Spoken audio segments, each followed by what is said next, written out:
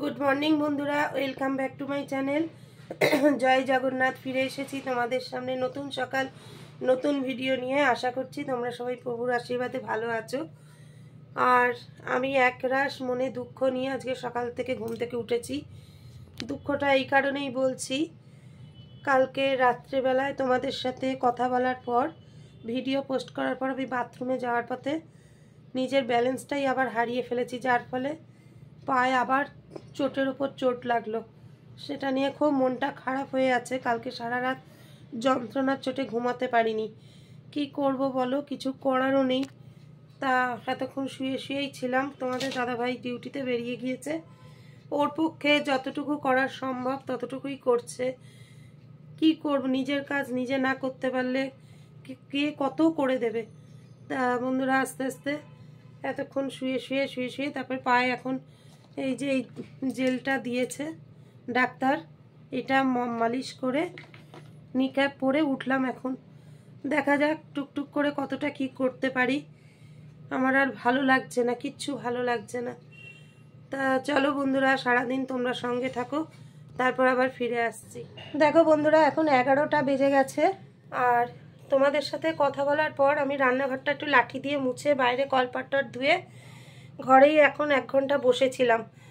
বেশিক্ষণ দাঁড়িয়ে আমি কাজ করতে পারছি না। তারপরে এখন আস্তে আস্তে ব্রাশ করে বাসি কাপড়টা ধুয়ে তারপরে তোমাদের সামনে আবার ফিরে এলাম।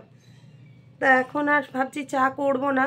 তোমাদের দাদাভাই আর 1 ঘন্টা বাদে আসুক, তখন তোমাদের দাদাভাই আসলেই বলবো একটু চা করে দিতে, কারণ ওরও শরীর ভালো নেই, ও শুয়েই রয়েছে। কি করব, সবই কপাল। যখন বিপদে পড়ে মানুষ তখন এইভাবেই বিপদে পড়তে হয়। আর কিচ্ছু ভালো লাগছে না। নিজের অপারক হয়ে গেলে সব শেষ, সেটা সত্যি কথা। যার হয় সেই বোঝে। তাই ঠাকুরকে ডাকছি, ঠাকুর তাড়াতাড়ি এই বিপদ থেকে তুমি উদ্ধার করো।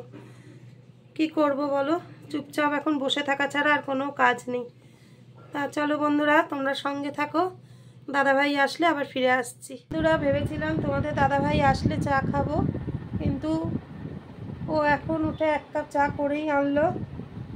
তা ভাবলাম সেটাও তোমাদের সাথে শেয়ার করি, কারণ তোমাদের দাদাভাইয়ের আসতে এখনও আধ ঘন্টা দেরি আছে। তা চলো বন্ধুরা, চাটা খাই। আর দাদাভাই আসলেও আবার তোমাদের সামনে ফিরে তো অবশ্যই আসবো, তোমরা ততক্ষণ সঙ্গে থেকো। দেখো, তোমাদের দাদাভাই পাউরুটি নিয়ে এসছে, কোয়াটার রুটি আর গরম চা করে আনলো। চলো বন্ধুরা, চা পাউরুটিটা খেয়ে নিই, তারপরে আবার ফিরে আসছি। বন্ধুরা দেখো, আমার স্নান হয়ে গেছে আর তোমাদের দাদাভাইয়েরও স্নান পুজো হয়ে গেছে। আর আজকে দুপুরে এখন আমরা খেতে বসছি। ছেলে ডিউটিতে রয়েছে, ওকে খাবার দিয়ে আসা হয়েছে অনেকক্ষণ আগেই। চলো ব্যাক ক্যামেরা একবার দেখিয়ে দিই আজকে দুপুরে কি দিয়ে আমরা ভাত খাই। বন্ধুরা দেখো, ওখানে রয়েছে ইলিশ মাছের ঝোল, পুঁই শাক, আর কালকে একটু ফ্রাইড রাইস রয়ে গেছিলো, আর গরম ভাত। ইলিশ মাছ থাকলে আর সাধারণত কারুর বেশি কিছুই লাগে না। তা চলো বন্ধুরা, খাওয়া দাওয়া শুরু করে দিই, তারপর আবার ফিরে আসি। গুড ইভিনিং বন্ধুরা, welcome back to my channel. চলে এসেছি প্রতিদিনকার মতো সন্ধ্যার পর চায়ের কাপ হাতে। এখন তো সন্ধ্যা দেখিয়ে বলতে পারবো না, সন্ধ্যাটা সম্পূর্ণ দেখাচ্ছে তোমাদের দাদাভাই। আর চলো, এই দেখো এখানে একদম 3 কাপ চা রেডি। ছেলে তো ডিউটিতে রয়েছে, তোমাদের তো আগেই বলেছি। তা চলো বন্ধুরা, চাটা খেয়ে নিই। আর মুখ চোখের কি অবস্থা হয়েছে, চা খেয়ে নিই, তারপর আবার তোমাদের সামনে ফিরে আসছি।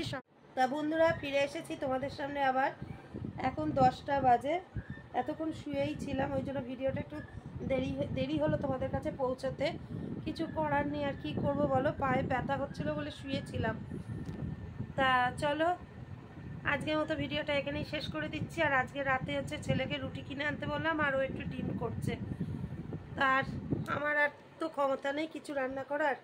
কি করব জানি না, কবে যে এখান থেকে মুক্তি পাবো সেটাও জানি না। তা চলো, আজকের মতো ভিডিওটা এখানেই শেষ করে দিলাম। ফিরে আসবো আগামীকাল নতুন সকাল নতুন ভিডিও নিয়ে। ততক্ষণ সবাই ভালো থেকো, সুস্থ থেকো, সাবধানে থেকো, আর আমাদের ভিডিও দেখতে থাকো। ভিডিও ভালো লেগে থাকলে অবশ্যই লাইক কমেন্ট শেয়ার করে দিও। তো চলো, আজকের মতো টাটা, গুড নাইট, জয় জগন্নাথ। আগামীকাল সকালবেলায় অবশ্যই তোমাদের সাথে দেখা করব, তোমরা সঙ্গে থেকো।